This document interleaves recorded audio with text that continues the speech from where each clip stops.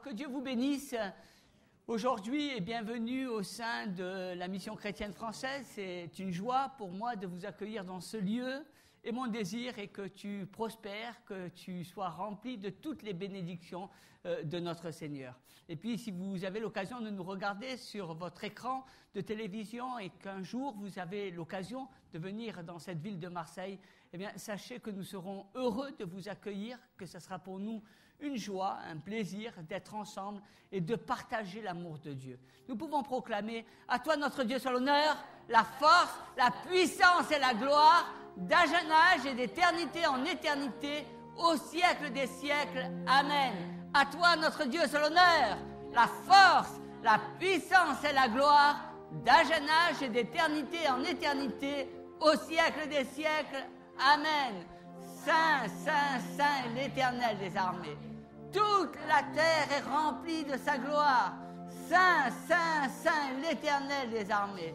Toute la terre est remplie de sa gloire. Saint, Saint, Saint est l'Éternel des armées. Toute la terre est remplie de sa gloire. Amen. Je vais vous parler aujourd'hui de vivre dans sa propre grâce. Il y a beaucoup de gens qui ressemblent finalement à un homme que nous connaissons, Gédéon. Et le livre des Juges nous dit au chapitre 6, versets 12 à 13, « L'ange de l'Éternel lui apparut et lui dit, « L'Éternel est avec toi, vaillant héros. » Gédéon lui dit, « Ah, mon Seigneur, si l'Éternel est avec nous, pourquoi toutes ces choses nous sont-elles arrivées? Et où sont tous ces prodiges que nos pères nous racontent quand ils disent « L'Éternel ne nous a-t-il pas fait monter hors d'Égypte? Maintenant, l'Éternel nous abandonne et il nous livre entre les mains de Madian. » Il y a simplement dans le premier verset, eh bien, ces mots « Ah, si, pourquoi, où, ah, si Dieu est là, pourquoi ?»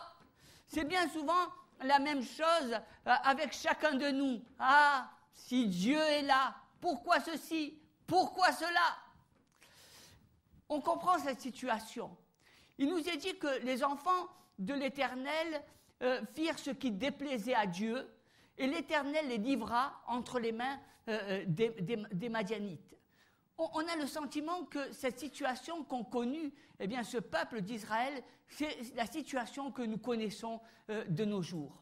On a le sentiment que ce peuple déplaît aux yeux de Dieu. Et combien nous voyons eh bien, ce peuple de France se tourner le dos à Dieu.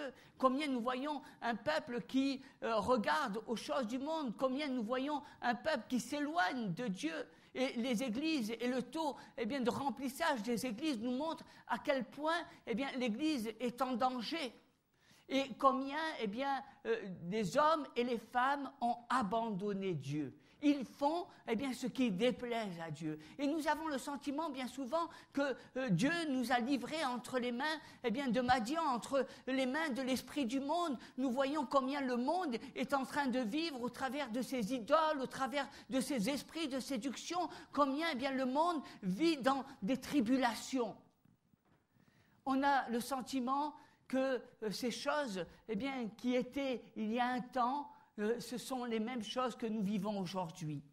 Nous pouvons comparer cette situation à la nôtre et combien nous voyons cela. Et puis, nous voyons, ils arrivèrent comme une multitude, ces Madianites, comme des sauterelles, il nous est dit.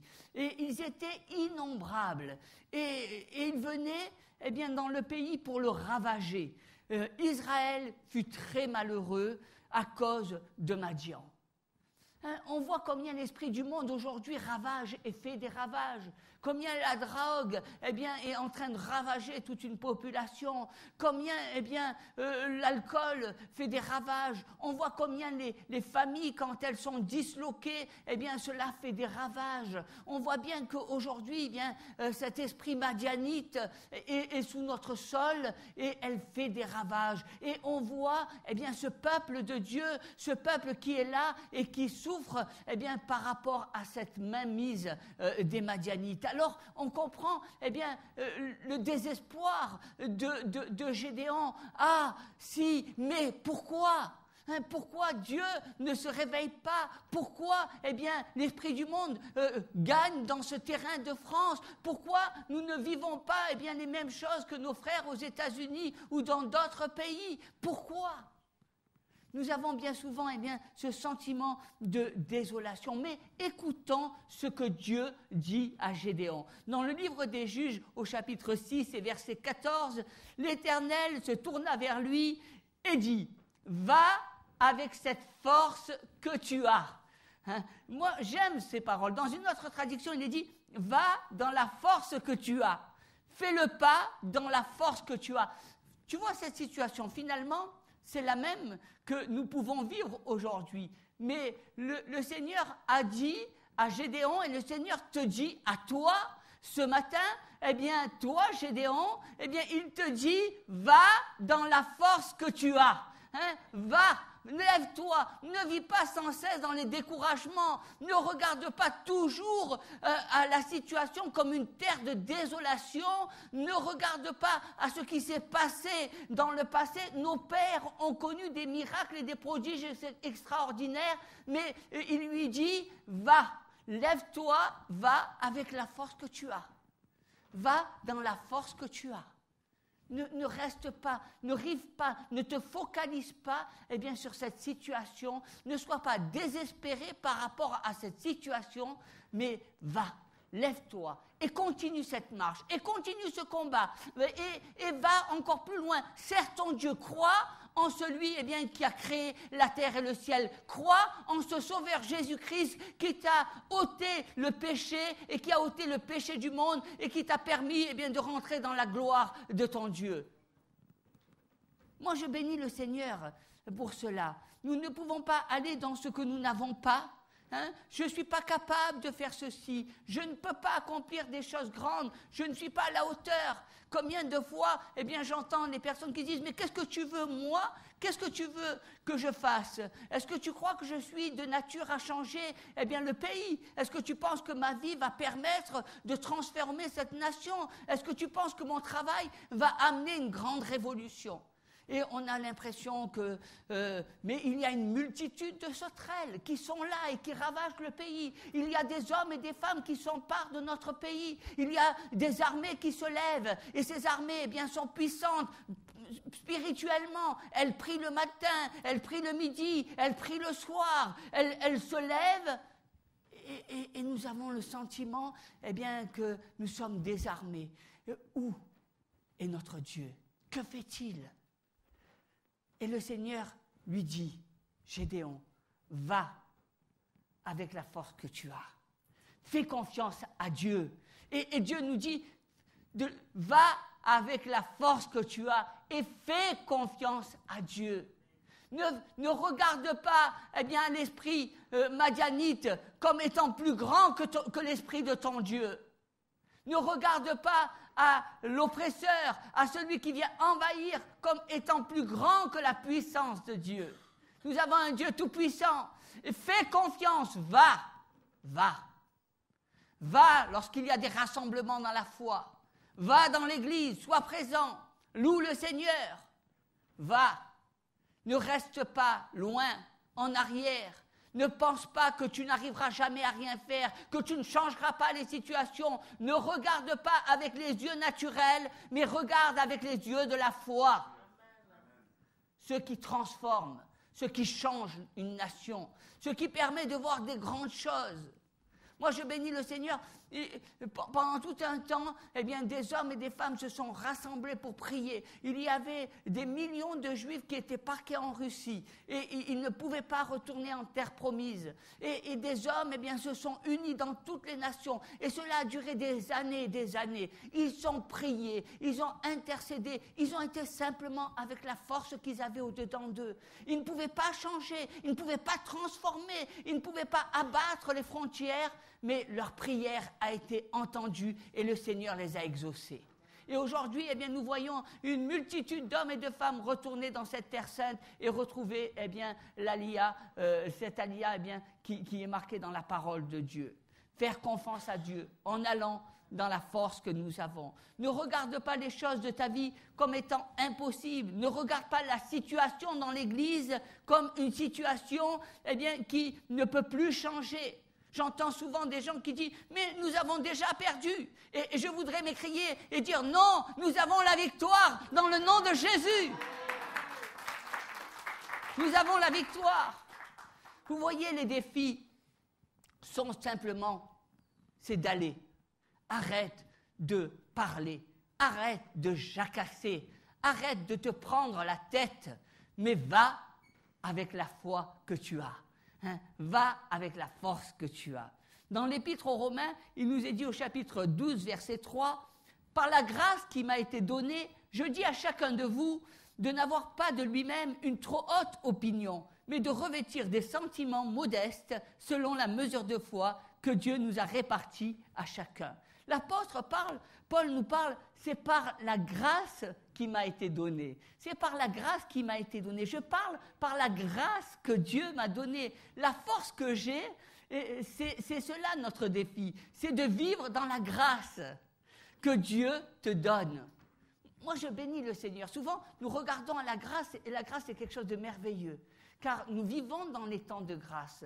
Nous vivons dans ce temps où Dieu est notre avocat, celui qui nous a sauvés, qui nous a lavés de toute condamnation, du péché, celui qui est le Dieu de notre salut, c'est la grâce de Dieu.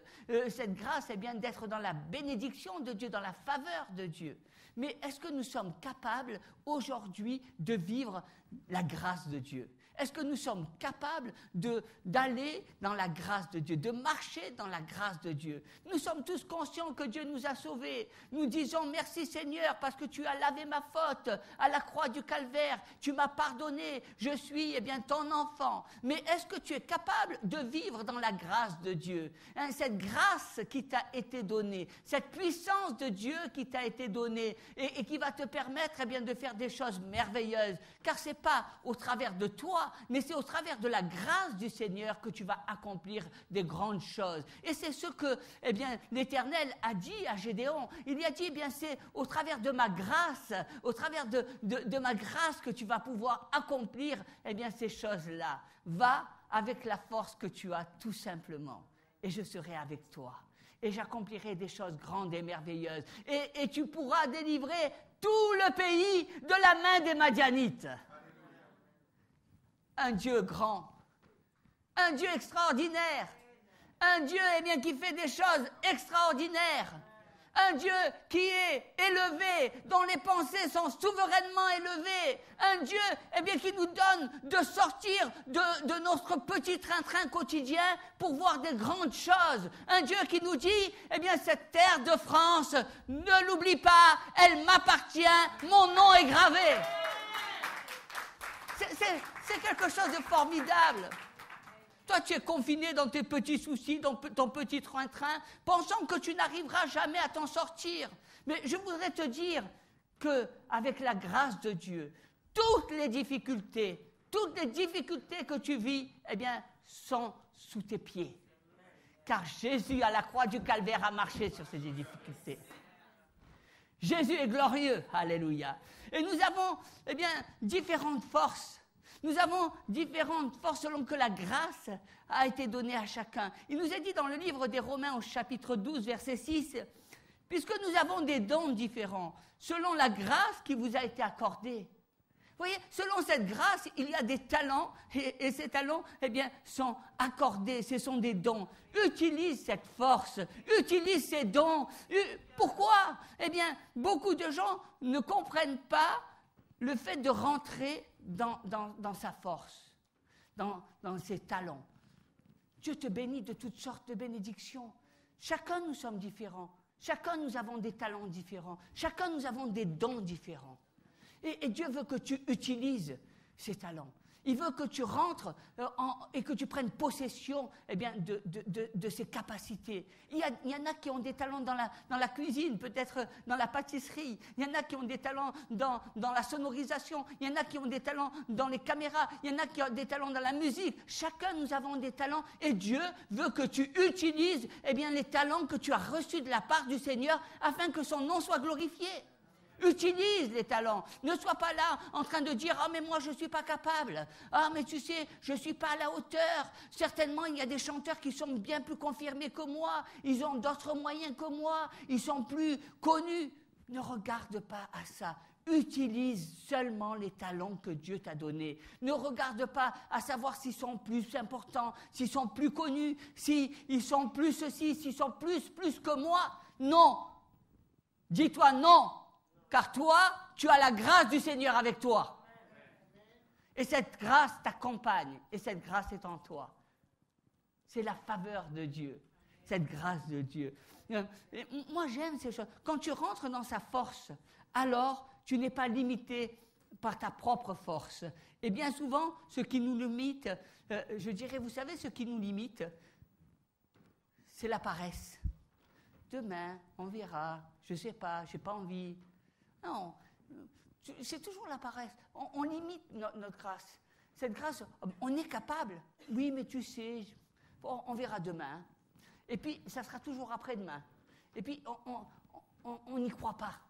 La paresse, vous savez, c'est un esprit qui nous tient prisonniers. Aujourd'hui, beaucoup d'hommes et de femmes sont paresseux.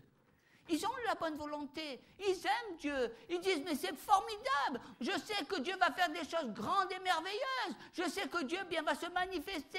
Mais vous savez, ils sont prisonniers parce que la paresse leur dit « tu crois que ça va marcher, mais tu ne vois pas, tu travailles pour rien en ce moment. Oh, regarde un petit peu. Tu t'imagines, ce n'est pas parce qu'il y a 50 ou 100 personnes qui t'écoutent et qui t'applaudissent que tu vas changer la France. » Esprit de paresse. Dieu te dit « ne te limite pas, ne regarde pas aux limites, ne regarde pas au travers de ce que tu vois, mais regarde au travers de la grâce de Dieu. » C'est sa grâce. Et quand tu rentres dans la grâce de Dieu, eh bien Dieu va te donner de rentrer dans une nouvelle dimension. À Dieu, tout est possible. Moi, je bénis le Seigneur parce que vous savez une chose, et je veux vous réconforter, il y a des groupes de musique eh bien, qui attirent 25 000 personnes, 30 000 personnes. Quand ils passent au Danemark, eh bien, ils attirent 30 000 personnes. Et quand ils passent à Paris, ils attirent 9 000 personnes, 10 000 personnes. Et quand ils passent eh bien, aux États-Unis, ils attirent 60 000. Il y a des prédicateurs eh bien, qui attirent des millions de personnes. La grâce de Dieu, elle est grande, elle n'est pas petite. Ne regarde pas, eh bien, avec une grâce limitée. C'est toi qui limites, mais ce n'est pas Dieu qui limite. Si tu acceptes le défi, marcher dans la force que tu as en faisant confiance à Dieu. Utilise les talents que Dieu t'a accordés, les dons dans les différents domaines que tu as. Il faut que tu te canalises sur ces dons. Il faut que tu regardes à ça. Moi, j'aime bien parce que, vous savez, souvent, on regarde à 36 000 choses, mais commence à te canaliser. Dieu t'a donné eh bien, une passion, la musique. Dieu t'a donné une passion, l'audiovisuel. Dieu t'a donné une passion, l'administration. Canalise-toi sur ces choses-là. Focalise-toi sur ces choses-là, afin que tu voies les fruits. Utilise ce que tu as pour réaliser ce que tu as dans ton cœur. Canalise-toi sur ce que Dieu t'a donné pour remplir les désirs de ton cœur. Je voudrais vous dire, bien souvent, on est là, et moi je vois beaucoup de gens qui disent, eh bien tu vois, si j'ai pas tel matériel, si j'ai pas ceci, si j'ai pas cela, je fais plus rien. Vous savez, on a l'impression que s'il leur manque quelque chose, eh bien c'est terminé. Il leur manque un outil, un tournevis, ils s'arrêtent. Il leur manque un petit bout de fer, ils s'arrêtent. Il leur manque un petit fil, ils s'arrêtent. Ils ne savent pas. Ils ne cherchent pas. C'est de suite, on limite. Mais le Seigneur, il dit, regarde, fais marcher ton intelligence. Hein? Tu es capable de passer les épreuves, tu es capable d'aller plus loin, de faire marcher les situations. Il y a des gens, eh bien, pour qu'il y ait quelque chose qui soit une réussite, il leur faut des millions d'euros. Et puis, il y a des gens qui réussissent avec peu d'argent. Ils utilisent ce qu'ils ont, leurs connaissances, leurs capacités, les gens que Dieu a mis à leur disposition. Il en est de même, vous savez, souvent, on voit le bonheur chez les autres. On dit, oh, tu vois, eh bien, la fille que je vois ailleurs, eh bien, qui est dans une autre église, elle est certainement plus belle. Ou, tu sais, eh bien, la personne qui ne va pas à l'église, elle est heureuse et je voudrais avoir partagé ce bonheur. Moi aussi, je veux vivre comme les autres. Mais souvent, on oublie de voir que lorsque Dieu nous donne le bonheur, c'est dans notre propre maison. C'est dans notre propre vie. Dieu ne va pas nous donner le bonheur ailleurs, il le met à notre disposition. Mais l'esprit du malin, bien souvent, vous savez qu'est-ce qu'il fait? Il vous aveugle. Et il ne vous permet pas de voir ce que Dieu a mis dans vos vies. Combien de fois, au lieu de regarder notre bonheur, combien de fois, au lieu d'être heureux dans ce que nous avons, nous négligeons ce que nous avons pour chercher le bonheur ailleurs. C'est par la grâce de Dieu, c'est par la grâce que nous vivons, c'est par la grâce que nous sommes sauvés. Et moi, j'aime cela. C'est par cette grâce de Dieu, les bénédictions de Dieu. C'est par la grâce. Il nous a donné de la force, il nous a donné des talents. Il est parlé de la grâce qui m'est donnée. Et la difficulté est de vivre en accord avec la grâce qui m'a été donnée. Cette grâce.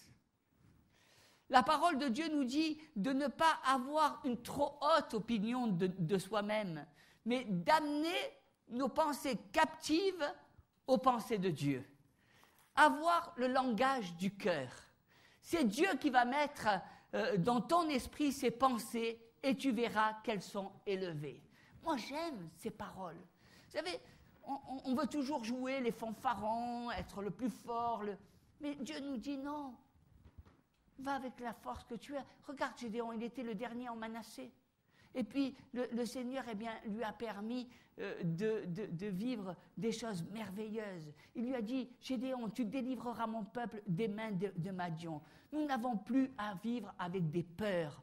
Bien souvent, nous vivons avec des limites de la peur. Nous pensons que rien d'extraordinaire pourra nous arriver. Que les autres sont plus doués que moi ou que toi, ou qu'ils sont exceptionnels et que ce n'est pas ton cas. Si vous regardez l'apôtre Paul, finalement, vous allez vous rendre compte que l'apôtre Paul était un homme qui réparait des tentes. Il avait un métier qui n'avait rien d'extraordinaire. Et pourtant, Dieu l'a utilisé afin qu'il fasse quelque chose de formidable et quelque chose qui a touché le monde. C'est à ce moment-là, entre toi et l'extraordinaire de Dieu, que la peur apparaît. Vous savez, souvent lorsque tu dis, mais finalement, qu'est-ce que je fais dans la vie? Et puis, je ne suis pas à la hauteur, je ne suis pas capable, je ne suis pas assez puissant. C'est normal, c'est des grands footballeurs, c'est des professionnels, ils ont un destin exceptionnel. Et puis, à un moment donné, quand tu commences à croire que toi aussi tu es capable, quand tu commences à penser à l'extraordinaire de Dieu, à ce moment-là, la peur te saisit, elle apparaît pour te montrer des limites, pour te montrer des incompétences, pour te montrer que tu ne peux pas être à la hauteur de ces choses-là. Alors, à ce moment-là, tu dois rejeter cette peur. Peur de l'avenir, peur de ne pas vivre comme les autres. On n'échappe pas à sa destinée. Dieu regarde à toi et toi, marche dans la force que tu as, ayant la grâce de Dieu, quittant le vieil homme, sachant que Dieu regarde à toi. Tu n'as pas à vivre avec une petite vie. Ce que Dieu t'accorde, c'est que tu vives une belle vie. J'espère que tu fais des choses nouvelles jour après jour. J'aime quand l'Église essaie tout le temps de faire des choses nouvelles, innover, changer, transformer. Ne vivez pas toujours avec les habitudes, ne vivez pas toujours avec un fonctionnement qui n'est plus de nos jours. Innover, changer, bousculer, c'est ce qui fait la force, c'est ce qui fait que la vie est vivante, ce qui fait que la vie a du charme. Bien souvent, nous voyons les chrétiens, ils sont tellement habitués à vivre une longue vie calme et paisible qu'on a l'impression qu'il n'y a rien qui les intéresse parce qu'ils ne sont pas ouverts à ce qui est nouveau, ce qui est innovant, ce qui change les mentalités, ce qui transforme. Moi, je bénis le Seigneur pour le TGV. Moi, je bénis le Seigneur lorsque quelqu'un a inventé les lentilles à la place des lunettes. Essayez, changez. Ne vis pas toujours avec un carquois. Ne rentre pas dans la grâce de l'autre, mais rentre dans ta propre grâce. Ne cherche pas la grâce des autres, mais rentre dans ta grâce. Vous savez, il y a quelque chose qui peut vous museler, finalement, quelque chose qui va vous amener à vous sentir brimé dans la vie. C'est souvent de ne pas faire ce que Dieu te demande de faire. Alors, tu te sens muselé, tu te sens frustré, parce que tu as envie de faire des choses, et puis finalement tu ne les fais pas. Et finalement tu rentres dans une frustration. Mais Dieu ne veut pas que tu vives frustré. Dieu ne t'appelle pas à vivre frustré. Dieu t'appelle au contraire à exploser tout ce qu'il y a de richesse dans ta vie, tout ce potentiel que tu as, afin que tu le mettes au service de Dieu. Dieu veut au contraire que tu sois épanoui dans ce que tu fais, et non pas frustré. Et cela passe par des dimensions de grâce différentes, par des talents différents, par des nouveautés différentes. Moi, je bénis le Seigneur parce que Dieu a permis que je sois un leader, un homme qui dirige, un homme qui transforme. Et combien je vois de personnes qui sont là et qui ont peur d'être des dirigeants, combien de personnes ont peur de rentrer dans leur appel, combien de personnes ont peur de prendre des responsabilités. Va avec la force que tu as. Ne sois pas frustré et ne mets pas les talents que Dieu t'a donnés à la poubelle, mais au contraire, utilise les talents que Dieu t'a donnés afin que le corps de Dieu, afin que l'Église de Jésus-Christ soit en pleine santé et que tu vives la pensée de Dieu. Moi, je bénis le Seigneur. Je vois beaucoup de jeunes gens qui disent « Mais moi, je veux vivre tranquille, je ne veux pas prendre de responsabilités. » Et je dis à ces mêmes jeunes gens « Prenez des responsabilités. Ne vous mettez pas en arrière, mais au contraire en avant. Prenez les responsabilités que Dieu vous a données, car vous avez les talents de Dieu. » Ce n'est pas un esprit de timidité. Ce n'est pas un esprit de frustration qui amènera la gloire de Dieu. Mais bien au contraire, un esprit de force. Moi, j'aime ce Gédéon. Gédéon, il a été tout simplement avec la force qu'il avait. Avec cette force, et le Seigneur, lui a donné de sauver les Madianites. Il est dit dans la deuxième épître aux Corinthiens, au chapitre 12, verset 9, « Ma grâce te suffit, car ma puissance s'accomplit dans la faiblesse. » Et sa grâce est suffisante pour toi. Elle est parfaite dans les faiblesses. Regarde aux défis de cette année, aux finances actuelles, aux circonstances. Et cela peut paraître au-dessus de toi, mais le Seigneur te dit, ma grâce te suffit. Ma force est parfaite pour les faiblesses.